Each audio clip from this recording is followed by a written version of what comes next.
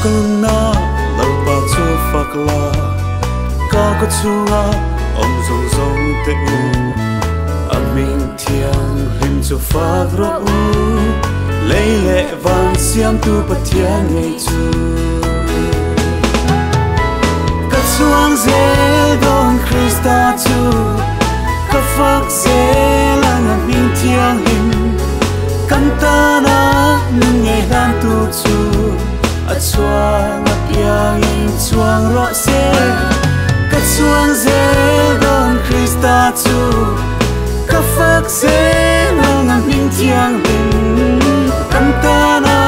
ngei lan tu chu a chuang a piang in chuang ro se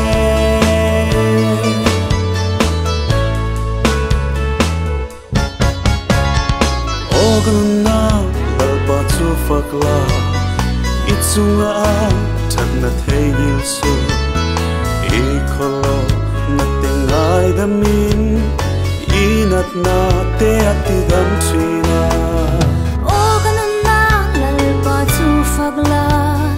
ichunga thak na theil su I kholo na tengai damin inat na te ati dam china ka chuang zel don Krista chu ka fak zelang aming thiang in kantana nun ngei lan tu chu a chuang a piang in chuang ro se ka chuang zel don Krista chu ka fak zelang aming thiang in kantana nun ngei lan tu chu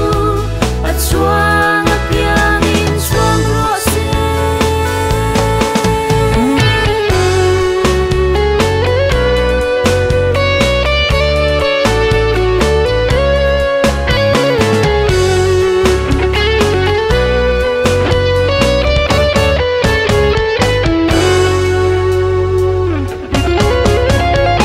Oganna lalpa chu fakla a chan dam na fakin zai zero mu thei lo chu mu tir che in sia thei lo chu a sia tir che hi Oganna lalpa chu fakla achan dam na fakin zai zero mu thei lo chu mu tir che in sia thei lo chu a sia tir che hi ka chuang zel don Krista chu ka fak zelang aming thiang hin kantana nun ngei lan tu chu a chuang a piang in chuang ro se ka chuang zel don Krista chu ka fak zelang aming thiang hin kantana nun ngei lan tu chu a chuang a piang in chuang ro se kantana